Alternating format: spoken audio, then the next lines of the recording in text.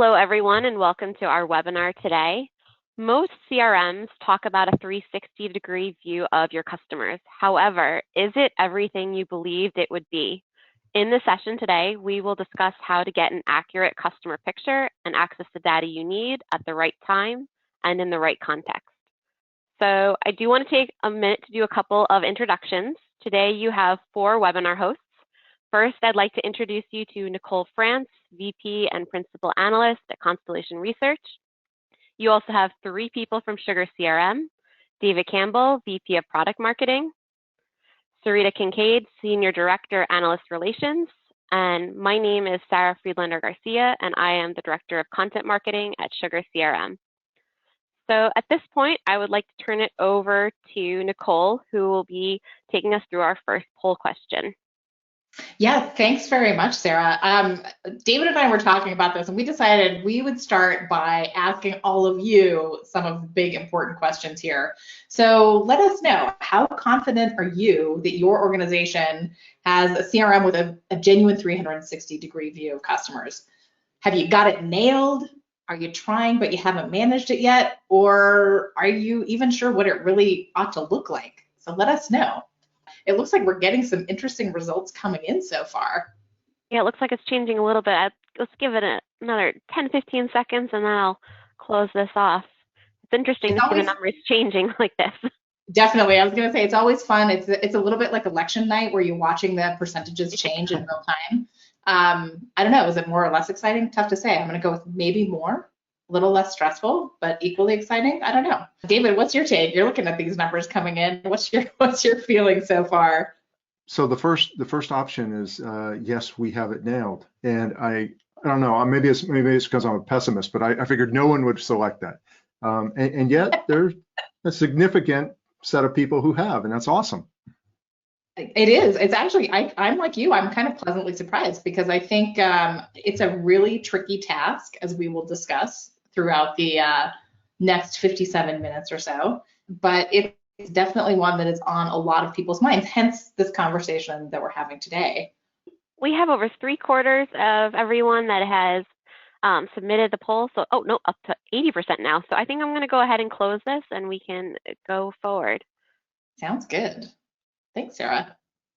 So if we look at the results here, this is actually, I don't know about you, David, this is pretty much what I expected to see. A little over half are trying but haven't quite managed it yet.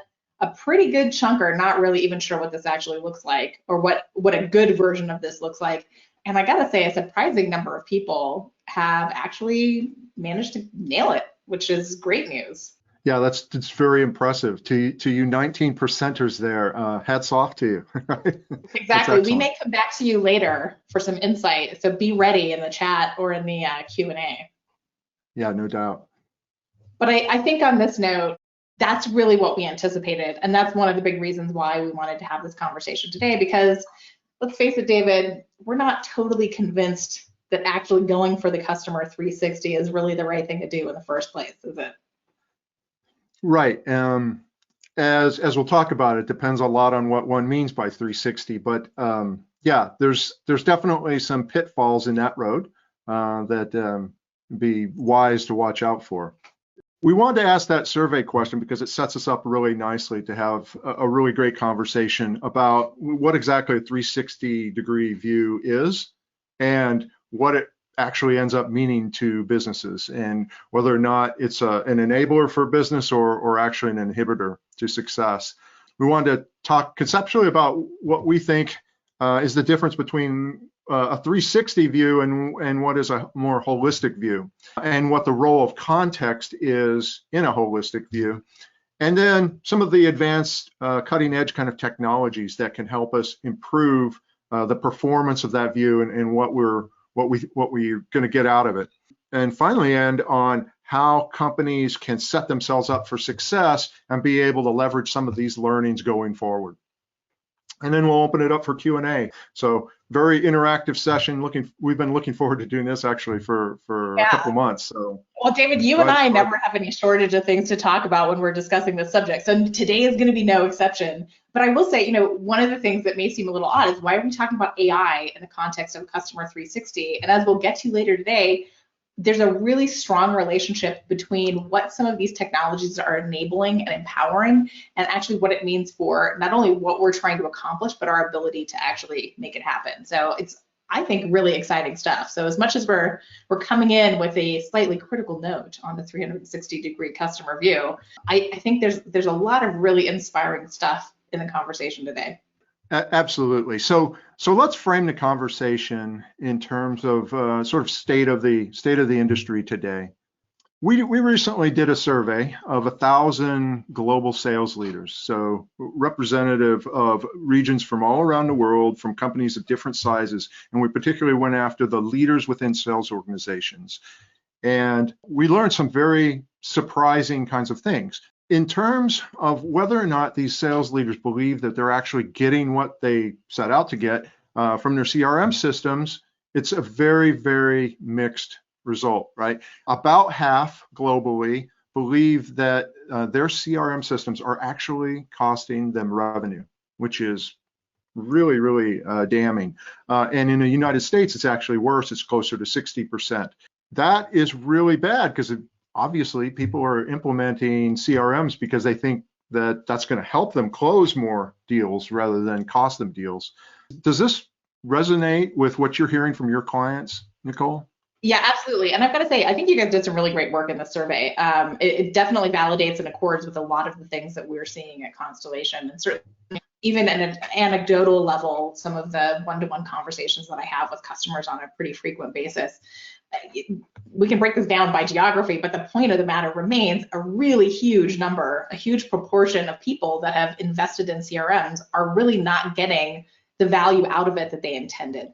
And that's a problem. I mean, the other stat that you guys had related to this one that I thought was equally eye-opening and similarly condemning is even more, a slightly higher percentage in each of these geographies actually says that they don't have the ability to share information consistently across departments like marketing, sales, and service.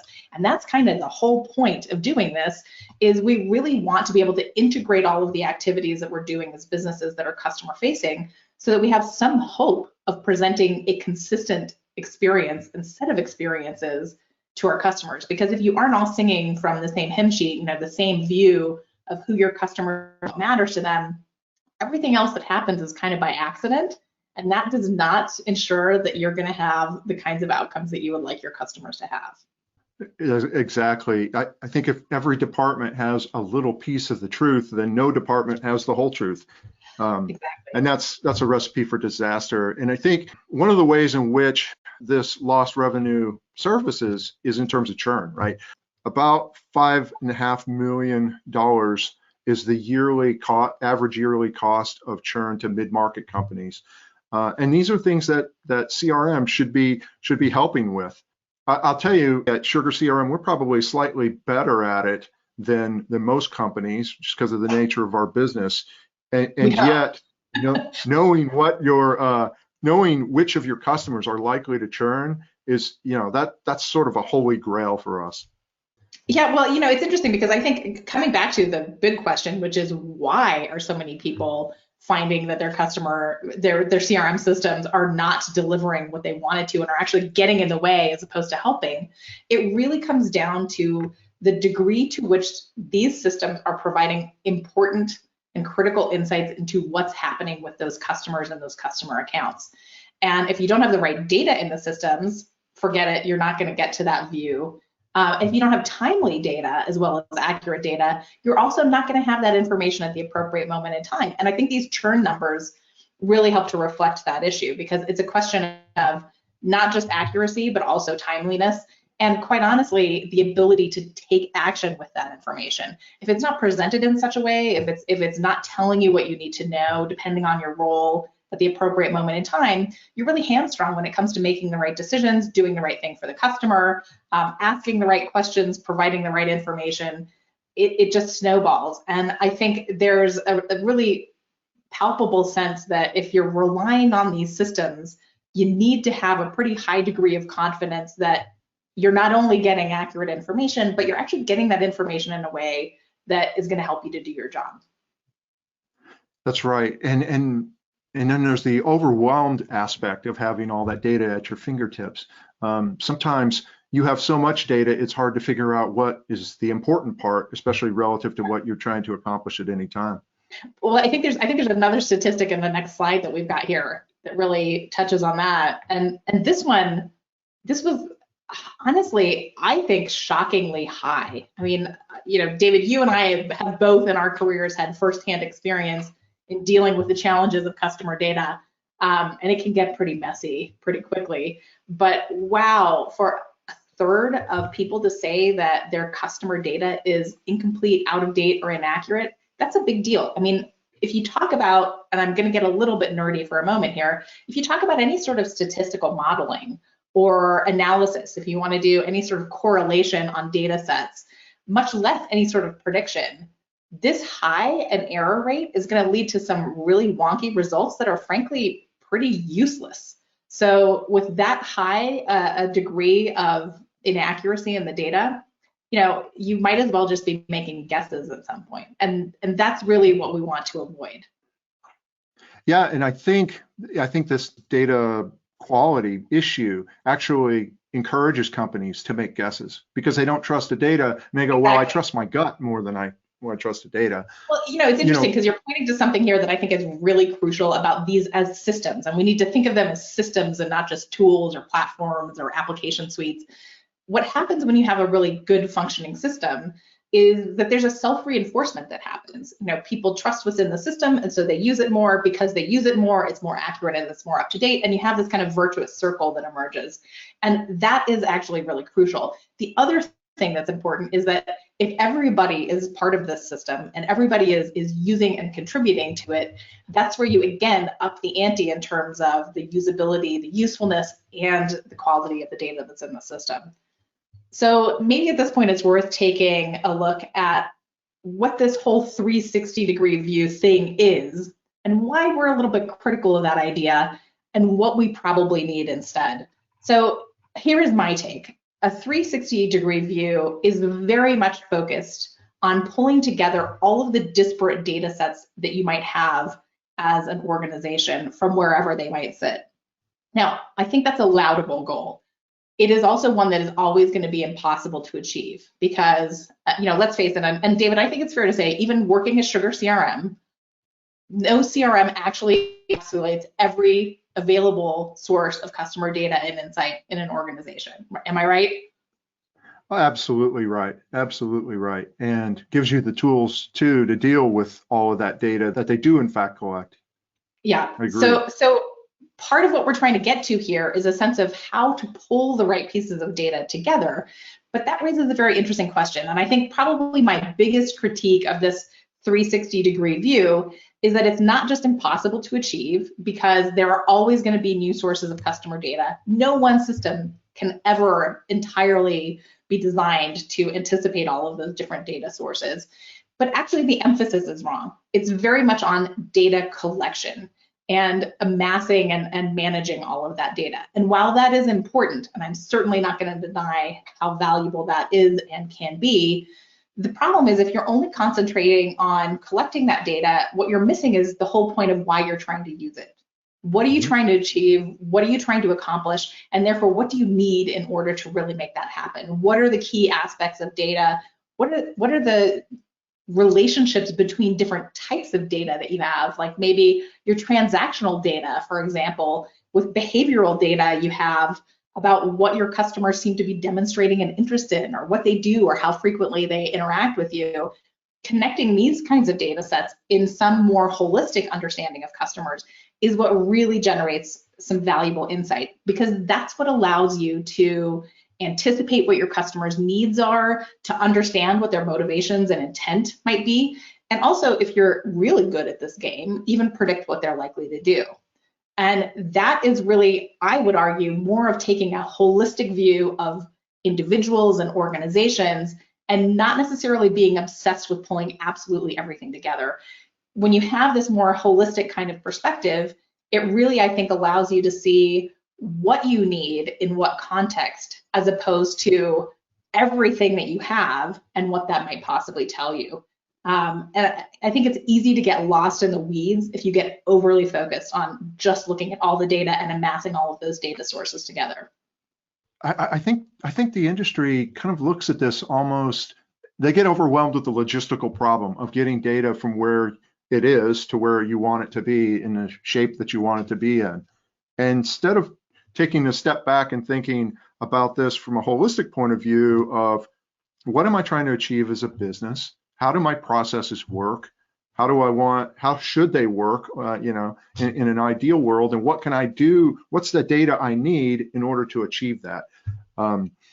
We end up in Sugar dealing with that quite a bit because people tend to take a less forward-looking kind of approach to that. Instead of saying, well, what do I need? And what is it that I do? They more say, well, the data's over there. So I just want to move it all over here, and then I'll work out how to deal with it later. And that's probably exactly backwards of what the way they should be thinking about it. Well, it also, by the way, can end up leading to a lot of hidden costs that you didn't know that you're going to encounter, particularly when it comes to data storage, data movement. And we don't necessarily need to get into the nuts and bolts of that. But again, you're sort of focusing on the what instead of the why or the how. And I would argue that that's a really easy place to lose your way. So let me try to give a couple of analogies here. So if we think about what it is we're really trying to do, and I promise you, David, we're going to talk about rainbows, but we don't have to talk about unicorns.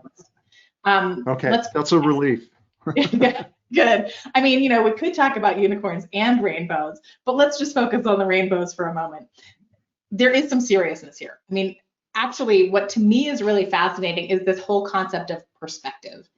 And I think rainbows are a great example of that, because what you see of a rainbow, where it starts, where it ends, how bright it is, how big it is, how much of it you see is actually very much down to your perspective. It's entirely down to your perspective. And I think that's a really good analogy here, because that's really what we're going for when it comes to customer data. I mean, the other thing I'd say is, like, quite honestly, as humans, we don't see more than at best about 170 degrees. So it does leave me wondering a little bit why we keep talking about a customer 360 or a 360-degree view of a customer, because no one's ever actually looking at that. I mean, if we go to the next slide, like, even rainbows, and this is actually, to me, the fascinating part, rainbows are always round. It's just incredibly rare to see the entire rainbow. I mean, so rare that this photo actually comes from NASA, right? Just to give you some sense of the perspective that is required, that is absolutely not down to earth, in order to see the whole rainbow. And I'd argue that it's pretty cool. It's not necessarily any more beautiful, and it's still a little bit more difficult to process, right? And we're still looking at this in a flat plane. So my point with the rainbows is to say that where you are, where your customer is, what their needs are, what your objectives are, the context of your interaction with them. If you're a marketer and you're trying to create awareness with a certain customer base, if you're in customer service and you're trying to address a very pointed, time-sensitive issue for a customer that's a problem, if you're a salesperson who's trying to build a relationship and ultimately close a deal, you have a different kind of context. You have a different set of needs. And yes, everybody needs a really consistent view of customer data. It should be a shared, comprehensive view. You don't need the same perspective on that data, and you certainly don't need to see all of it. I mean, I'll give one analogy here that I really like, particularly on the customer service side. I was having a conversation a second ago with the guy who runs the emergency education department at the University of British Columbia's medical school. And he was saying, data is a really big deal for them. And one of the biggest issues is how to get to the right data, and just the right data, no more, no less, in a really timely way. Because when somebody shows up in the emergency room, there are a few things that they absolutely critically need to know in order to provide the best patient care. They need to know, whether there are any pre-existing conditions, whether there are any allergies, what type of injury, all this kind of stuff. And a lot of that is coming from different parts of a patient history. They don't need everything. What they need are the critical elements of that. And I think that's a very good analogy for what we're really trying to do with CRM systems. I mean, it might not be life or death, but it really is a matter of how to do this really effectively. Right. It's more a matter not of collecting all the data in the world, but of making sure people have the right data when they need it within the context of their role. Yeah, exactly. And the other byproduct of that is what's going to make your security and compliance teams pretty happy, because you really don't want everybody to have access to all of the customer information you might have, with very good reason. A lot of that is personally identifiable information. It's information that might be a security risk or very sensitive, depending on the context and the type of business that you're in. And so actually, there are always going to be controls about who sees what. And it's not so much about this 360. It's, again, coming back to what do you need in what kind of situation or role, and what are you trying to do with that data? So I guess that brings us to this question of what is context. So this isn't a poll quiz, but it is a slight quiz for all of you in the audience. Anybody recognize this? Anybody out there like to cook, maybe has one of these in their kitchens? David, you know what this is, right? I do. Mine's not in my kitchen. Mine's in my garage. That's right. So this is the tee up. So most of you would recognize the microplane as probably one of the most popular kitchen implements for anybody who is a professional chef or aspires to be a good home cook. It's a great zester and grater, wonderful for everything from Parmesan cheese to grating citrus. If we go to the next slide, what you'll see is that's not actually what it started out as. And David teed me up for this one. This product actually started out as a wood rasp. So it's very interesting that you got exactly the same tool, that whether you're in the kitchen or whether you're in the garage or the wood shop, has a very, very different use. So what do you use yours for, David? Actually, my kids were in Cub Scouts, and we used to use them to shape their Pinewood Derby cars. See, there you go. I'm sure the folks at Grace Manufacturing will be very happy to hear that its original intended use was coming to the fore, because actually, interestingly, this thing was not all that popular as a wood rasp, and it just took off like wildfire as a kitchen implement. So it tells you something, little something about context, doesn't it? Also, maybe about finding your market, but that's a separate webinar. So context. We end up having to deal with context a lot because we're in the software business. We are designing user experiences as expressed through our software. I was thinking about the nature of context in business and the different ways that's expressed, and particularly in customer experience, because you have a bunch of different departments, a bunch of different people operating in different processes, trying to accomplish different things, but they're all dealing with customers face to face or maybe in some indirect way. And so when I was thinking about context, I started thinking about it dividing up in different ways. So one would be obviously based on role. You have a contextual role. You might be in finance, you might be a sales rep or a marketer, and the different data or the customer perspective you need is very much influenced by your role. There's also sort of activity, which is role related, but not necessarily has a one-to-one correspondence. So if I'm involved with compliance, or if I'm involved with any kind of forecasting, whether you're talking about inventory forecasting or sales forecasting, if I'm involved with the activity of generating demand for products, all of these are different contexts that I would need that should influence my view of customers, right? And then the last one would be sort of a view-oriented kind of look, which is more like what is the broad category of things that I'm trying to accomplish? Like if I'm involved with making strategic decisions for a company versus diagnosing the sales funnel versus working on cases in support, my view of information needs to change. And that's the way that we kind of express context at Sugar. Does that align with what you're finding? Yeah, absolutely. I mean, it really is. And I would add even another layer beyond this, because this is very much the contextual view within a business. But there's the customer's context too. Is this somebody who's just finding out about what you do as a business for the first time? Is it mainly a situation where they're looking for information? Are they an unhappy customer because they've had a problem? Are they a huge loyal fan because they really adore what you're doing and they're eager to buy more? I mean, all of these things, whether it's a long-term relationship, whether it's a punctual moment and a very specific kind of interaction, all of these bits of context also help to shape what's important and what's relevant at that moment in time. And I think one of the things that you've really articulated well here, David, is that it's not just a question of role or objective, but it's also kind of a question of cadence. If you're looking at strategy questions, for example, the things that you need from that data are going to be quite different than if you are in the customer service team and having to deal with immediate issues customers are coming to you with. So different cadences, different data types, different ways of connecting those data sets, different types of inferences, really different objectives as well. So I think this is absolutely hitting the nail on the head here. Yeah, one of the things, that we've kind of hung our hat on at Sugar is this notion of a time-aware platform and the idea of capturing every change event that happens with customers.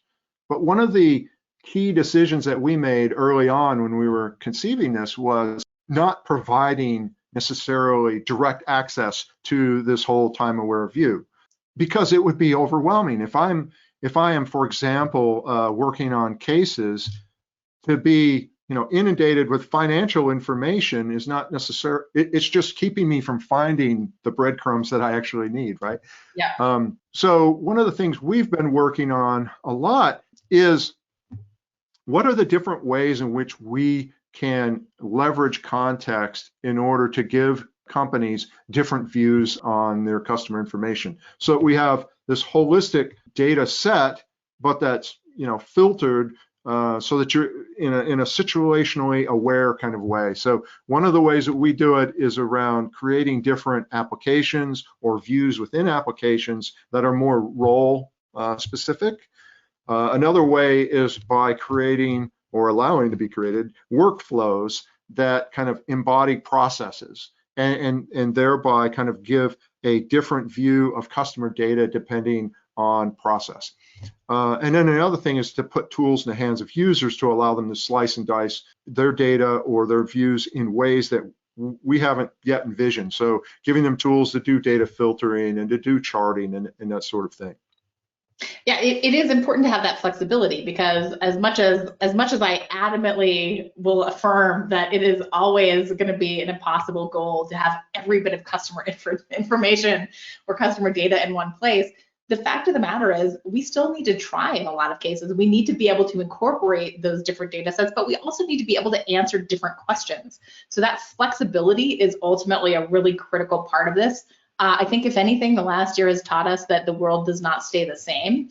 And in some cases, you have a really immediate and urgent and large scale need to ask some very different questions in order to operate successfully. So this is actually a really critical part of that. We're not talking about something that is a sort of steady state or some sort of stasis where it's not gonna change. Well, which brings me to, I think, a different kind of perspective on the same thing that you're talking about. If we go to the next slide, one of the things that we look at quite a bit at Constellation is what does this mean from a kind of employee experience standpoint? Because obviously what we're trying to do is set all of our people up to deliver the right kinds of customer experiences, the things we really would like for our customers. And an important part of that is, what is the digital workspace that we're creating for our employees to work in order to give them that context and to make it really easy and straightforward. And what you've got here on the left is a pretty basic, but I think all too common view of what a whole bunch of different kinds of employees are working with, all the different kinds of windows, the different apps, the different tools, all of these things that you have to switch around between. There are a lot of great statistics on, I think something like the average customer service agent is dealing with 40 different applications, which is pretty astonishing when you think about it. Salespeople might not have to answer as many questions as quickly as a customer service agent, but they're often still trying to flip around between a bunch of different tools and information sources to get the insights they need to interact with customers too. It's the same deal in marketing. So what we're increasingly advocating, and I think is something that you guys at Sugar do with a lot of attention and focus as well, is thinking about what those different kinds of roles demand and actually presenting this information in one kind of consistent view that's incorporating all the different elements, that gives the individual the ability to configure that to some degree, but that to a very large degree is already designed to anticipate the kind of work that they're doing and present that information, wait for it, in context, right? So you've got easy and quick access. You can drill down where you need to, but it's easy to see where everything is. And it might not all be coming from the same system. In fact, it often is not, but it's all presented as one view that gives a much easier and frankly, a much more streamlined kind of work environment to deal with. Yeah, that makes all the sense in the world. You'd never buy a car that you expected to do every task that you need an automobile to do, right? I mean, you buy a pickup truck for a reason that's very, very different than the reason that you bought your sports car. Trying to transport cinder blocks in the sports car, not as good an experience. Yeah, I'd have to agree with that. My wife still hasn't forgiven me for that. But I think we've got another poll here, don't we? Yeah. Okay. So this poll is going to be our kind of transition to talking a little bit about artificial intelligence. And so what we want to know is simply, do you look at AI as something that's going to be useful to you in your job, and especially as it relates to customer experience? So the answers are yes, we're already seeing value from it.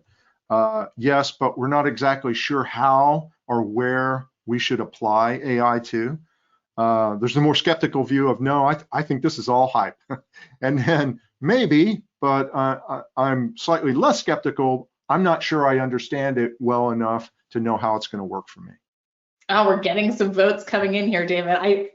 I never get tired of watching the real-time results. It must be a little Pavlovian reaction in me. I don't know, but yeah. But very interesting. I mean, what I think is heartening here is nobody seems to think it's hype, which is great news. Hopefully, as an industry, we've done a halfway decent job of not making this complete vaporware. A few who are not really sure they understand it, but really I think we're seeing the bulk fairly positive toward AI, which is kind of what we'd hope for. Yeah, that's great. That's great news. And once again, I guess taking the pessimist view, I'm slightly surprised and yet very encouraged by the results here. So I'm not seeing any more polls coming or votes coming in, so I'm going to go ahead and close this poll and share out the results. That sounds good. Awesome. Here we are. So almost 65% feel favorably predisposed to AI, but they're still searching for exactly the best way to apply it in their business. But a full quarter are already seeing value from it, and that to me is super encouraging. Yeah, absolutely. I totally agree. I'm curious, does this jive with what you're seeing from your client base, Nicole? I think in broad brushstrokes, yes. I think generally there's a very positive view toward AI. It really depends. As soon as you start getting into more specific groups, you can get some significant variation there. I think overall, one of the really interesting challenges that we see is how to get it right, because I think there is in some quarters a tendency to be a little bit over enthusiastic or over ambitious in what AI can accomplish. But I know we're going to get into a little bit of the detail of that here. Yeah. Being kind of in the software business, we find there's a lot of hype about what AI can do and what it should do, and so we've really taken a very focused approach to AI, and have kind of turned it onto some very specific kinds of problems. But first, let's see what our survey said. So 88% of sales leaders said they expect to increase their use of artificial intelligence to augment more of their existing CRM processes within the next 2 years. So what this tells me is that sales leaders overall kind of correspond with our attendees at this webinar. They're pretty bullish about AI. What are your clients telling you, Nicole, in terms of what they expect to be doing with AI and what they don't? Well, again, there's a huge spectrum, and I think at the very high end, you've got big enterprises that are actually investing in AI platforms across the entire business. I think what I tend to see a lot more commonly, and it's interesting because it's a little bit like good stagecraft. If you ever go and see something in the theater that's got really impressive sets and production, complex production, you don't even really think about it if it works really well, because it's all in the background. And if we go to the next slide, I think, this is where we're really seeing some big advancements in AI and actually some really useful application, because let's face it, whether you're talking about machine learning or some of the more advanced types of artificial intelligence, where it works really well is where it's applied to a very specifically defined bounded problem. And that means that some of the stuff may seem a little bit boring, but it's actually incredibly valuable. So I think, focusing on sales for a moment, one of the areas where we see some of the most advancement and application of certainly at least machine learning is in email data capture. I mean, let's face it, we've been at this CRM thing for a long time, and salespeople still absolutely hate manually entering data because it's not something they like to do, and they don't see it as part of their job. And I think to a large degree that's pretty understandable. Using learning to capture data from those email conversations and to automatically update CRM systems, to populate data, to validate it. This is the kind of thing that is actually having a really big and a really positive impact, because it does work very effectively. Most of the time where we see this applied, it's got some inbuilt checks. So you can say things like, I don't want it to touch these kinds of emails because those are not professional conversations, or those things are things that shouldn't go into the CRM system. There's often some sort of interface to an individual salesperson to validate whether this is in fact correct or not. So there's a little bit of reinforcement learning going on as well. But really, it's alleviating a huge administrative burden. And one of the massive byproducts of that, coming back to our whole idea of having an accurate, timely, holistic view of customers, is it really significantly increases the quality of data in the system. So that's one of those great examples in my mind of something that is highly valuable, relatively straightforward, and has very significant positive effects on everybody using it, from individual sellers to managers and leaders who are trying to understand, pipeline prediction, for example. So lots of stuff here. We've broken out this is kind of our take from Constellation of some of the key areas where we do see machine learning and artificial intelligence being applied. As I say, some of these are more sophisticated, some are more straightforward. Things like response suggestions. We're all used to auto text when we're on our smartphones. We're seeing a lot of that being applied to customer service agents as well, just to help speed up the process for them. So things like that are not necessarily, completely mind-blowing, but are absolutely useful and definitely deliver results. So I would say that for the most part, a lot of what we're seeing can be quite impressive in terms of it yields, but it's not like you just magically brush everything with AI and it creates great customer experiences.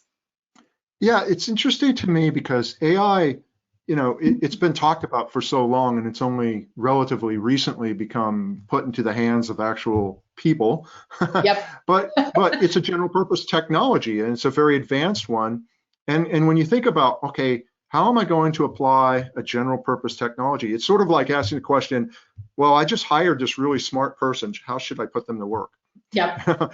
And what we're learning is the best way to put them to work is to focus them on doing something that nobody else really wants to do. This job that kind of festers and gets really, really bad, like data entry, data capture, data cleansing, and yep. put this really smart technology to work so that my other smart people can do a better job at what they were actually hired to do. Yeah, absolutely. And it is absolutely the case that the more routine, mundane kind of stuff, self-service suggestions, right? The whole point of using AI there is to say, what are the frequently asked queries that we get in customer service? How can we make sure that we make that easy to find in a more sophisticated kind of search? So we're seeing AI being applied in the search techniques.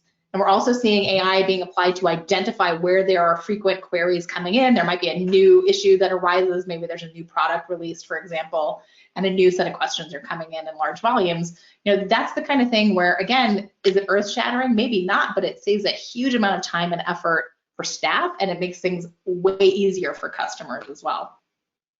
Absolutely. I think about like my favorite AI device, my phone.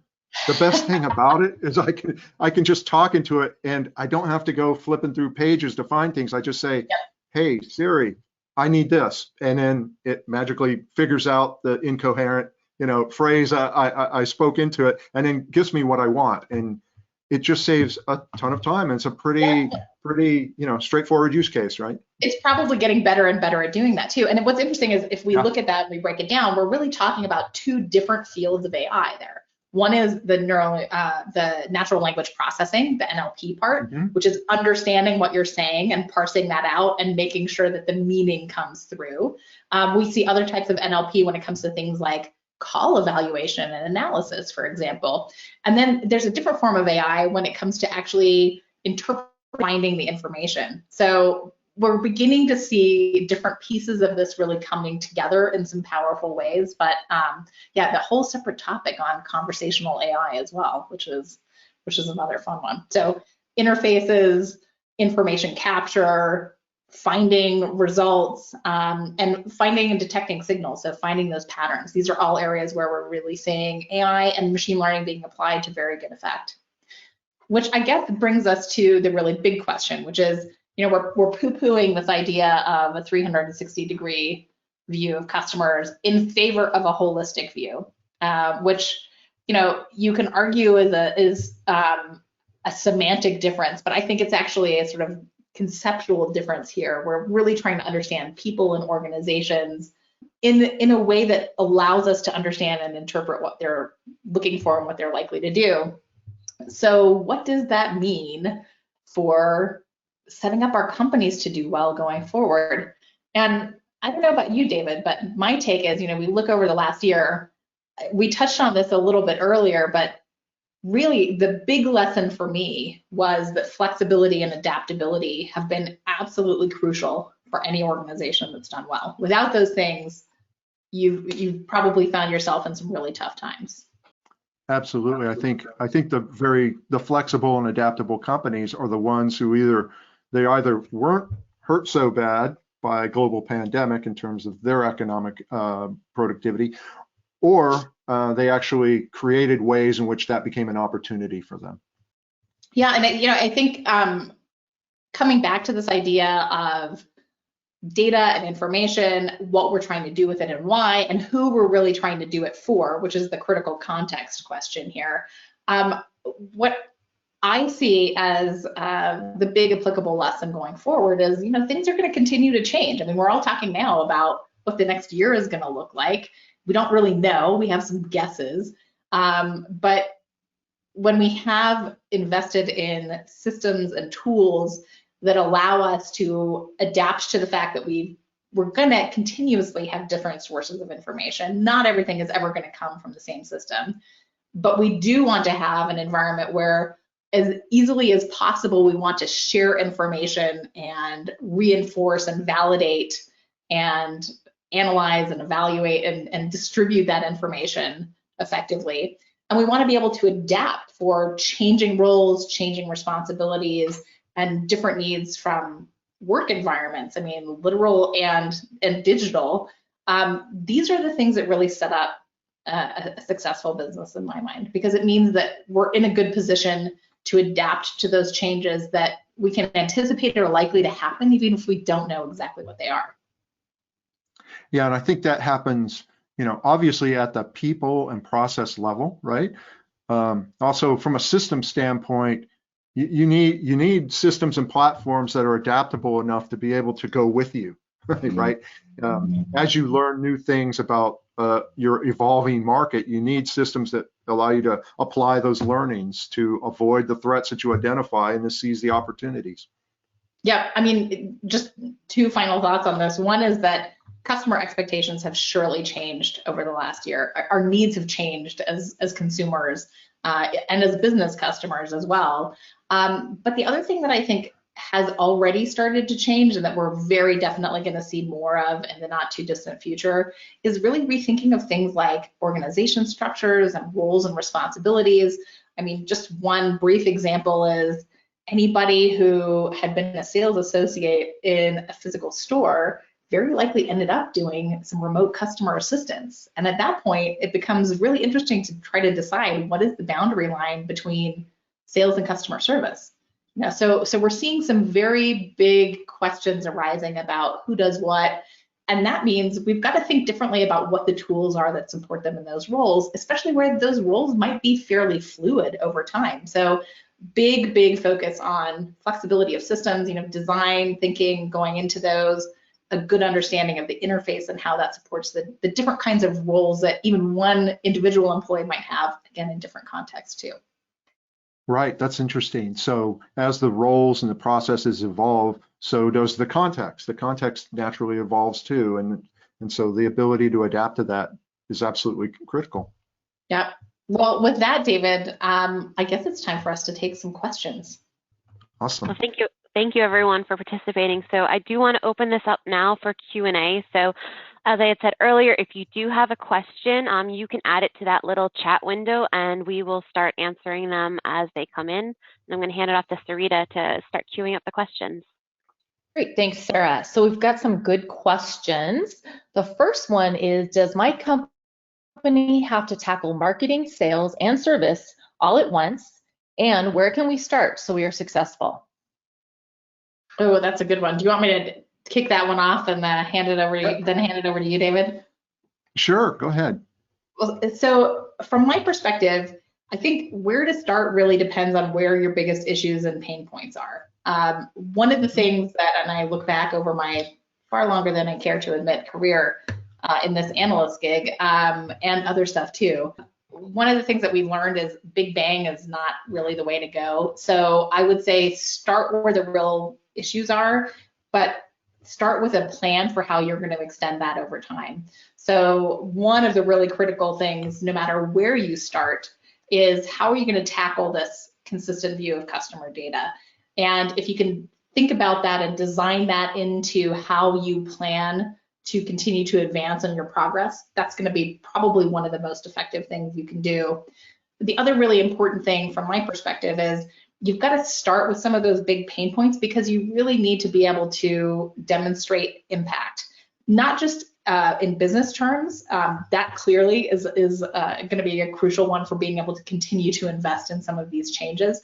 But you really want to be able to demonstrate something that has an impact on the employees you're touching as well, and a positive impact. And I think, we're lucky because we've got so many great tools out there in the market today that are very much better designed for the people doing these individual jobs. And so that's things like adoption are a lot easier to tackle, and also creating a more positive work environment for employees along the way because you're making their lives easier by virtue of what you're doing.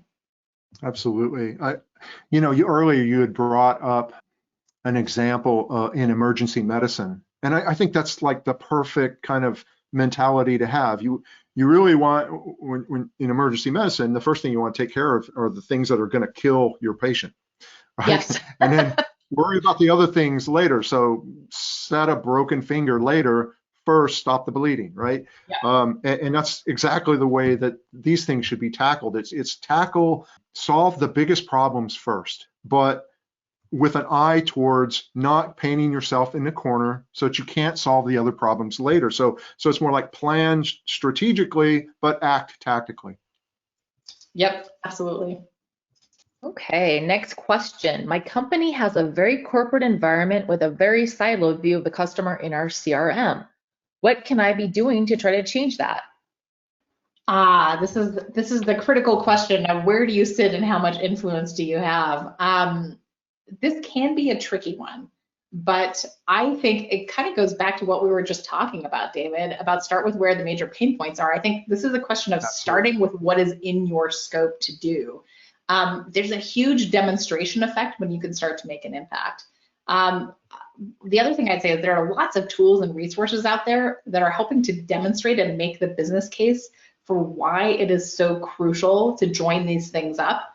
And actually, I think your churn data at the beginning of the discussion was a really good pointer to that. I mean, this has a material impact on business, and some of it you can quantify. A lot of it is opportunity cost that you maybe can't even begin to quantify until you start making changes. I think that's really great advice. If once again, it's going back to the things that are costing you the most. If rather than trying to take on the incredible task of trying to unify all these different departments behind one standardized methodology, just pick one problem to solve that crosses departmental boundaries and successfully solve that. Prove out the case, prove out the utility of doing that, and then use that as a model for expanding and hitting the next set of problems afterward. Well, it's interesting, David, because you point to something that I think is really crucial here, which is a huge factor in success is creating the right conversations between departments. And when you can go to another department and say, hey, by virtue of this work that we're doing, we've got some really useful data that is going to help you in your decision making and your operational challenges. That creates a very different kind of conversation. And I think, from my personal experience, and I'm sure you've seen this too, there's, for example, usually a lot of conflict between marketing and sales about, what's happening, I've never seen what the levers are, right? So when you can go and have a far more constructive conversation about, what's happening here and what the impact is over here, and you can do that in a dispassionate way where everybody agrees on what the information is, at least at the beginning, you can have a much more constructive kind of conversation, and that leads to very different outcomes. Yeah. If you collaborate on a problem to solve instead of trying to gain agreement on a finger to point, that you're going to get a lot further, right? I'm sure. Yeah. I've seen it happen in organizations. It's really cool too. When it starts going in the right direction, you can sense this very different vibe going on. Yeah, well, it's fun to solve problems successfully. I mean, success is fun, right? And then once you get a taste for it, you want to do it over and over. So pick things that can be solved in the short term and prove out the success and get the adrenaline high from doing that, and then use that to spread the wealth. Cool. So Rita, any other questions out there? Yes, we're going to take one last question. Tell us more about what you found on opportunity analysis and scoring and pipeline analysis and prediction. Oh, this is a good one. This is getting to the money right here. So, and David, I know you'll have a view on this too. It is interesting because I think we see a lot of different levels and ways of tackling these problems. So the first one I talked about, which is what is the baseline data that's going into the system? How accurate and how timely is it? So any improvement in that data quality is going to have a huge impact on the ability to assess how good an opportunity or a deal really is, and also how accurate that pipeline number really is, so pipeline prediction. That's number one. And honestly, I think if you did nothing other than that, you're already going to make a really big positive impact. But then we see some more sophisticated analysis going on beyond that as well. And there's a huge diversity of approaches to this. So on opportunity analysis, for example, and scoring, sometimes we see a combination of what's happening in sales and sales communications and contacts, as well as what marketing knows about that particular customer or individuals within that account, and combining those things together. In some other cases, we also see some outside information, publicly available information, for example, on industry sector or public information on the individual business that might influence that. So sometimes that's also going into an algorithm that's assessing opportunity score. So you really see a very mixed bag of things here, a lot of variability, a lot of different approaches, a lot of different opportunities. Some of these are more applicable than others, depending on the type of business that you're in, but lots of options. And then when it comes to pipeline analysis and prediction, I think, again, we see a number of different approaches here. Big focus on data quality and even data cleansing. But again, as you get better at understanding individual opportunities and their likelihood and timeline for closing, again, pipeline prediction becomes considerably more accurate. There are, in some cases, other tools that are looking at a variety of different factors. I will say some that are less sophisticated are basically applying what I'm not a huge fan of is in kind of a, let's call it a BS filter to what sales has as predictions to try to come up with a more accurate number. That's a very unsophisticated approach, but I certainly see that in the market. Everything to far more sophisticated analysis that's going to apply typically based on historical performance data a different kind of proxy to the data that's actually in the system. And a lot of these predictors, whether it's accounts or opportunities or even the pipeline, these things tend to improve over time by virtue of two things. One is the ability of the algorithms to actually interpret that data more effectively, and the quality of the data, and in fact, the salespeople actually believing it and that having an influence on behavior as well. You touched on a lot of things that are actually like near and dear to my thinking. What we've been this is where we've been actually kind of pointing our AI technology towards these sorts of problems. On the data quality side, what we've been doing is we sort of accept up front that there will be gaps in companies' understandings of their customers. It's just the way it is. That's right. And so what we do, Yeah. and so if you start with that as an assumption, then you start thinking, well, what can I do to fix or mitigate that risk? And what we've done is a lot of things around data augmentation. So we will bring data in from external sources, and this is all like managed under the covers. Users don't actually see this, but we'll bring in data to augment the internal customer data they have, so that our AI has a little more meat to work with whenever it's doing its analysis. So it's filling in gaps. It's maybe even providing perspectives in the data that wouldn't otherwise be there, right? And then we're using that AI as what I'll call a forest detector. So we're just sort of overwhelmed with all this data. And if I, as a person, if I'm a sales rep and I'm expected to go and figure it out and tell you what it means, it's not going to happen. I'm just going to do the gut feel. But if I have AI that can be continually, turning the crank and doing analysis on this data, then what it's doing is it can tell me what the actual trends and the correlations are, and the projections into the future, so that I don't actually have to. Yeah. And then the third part, and this was something you mentioned about credibility of the AI. The way we focused on it is, instead of trying to make it this, all-encompassing general purpose AI engine that you figure out how to do, what we're doing is we're figuring out the problems that we want to focus it on, and then we try to surface that up in a way that's just embedded into the user interface, so it just looks like a really nifty feature. So for example, on opportunity scoring, we'll use AI to figure out which opportunities match historically successful deals. And then we'll surface that up as just a rating. It says this is more likely to close as one than these others that are less likely, right? And make it just really simple, and then give kind of progressive disclosure, if you will, so they can double click on that more likely to figure out what are the factors that the AI considered in making that determination, so that I can, as a sales rep, can make the determination of whether or not I trust it.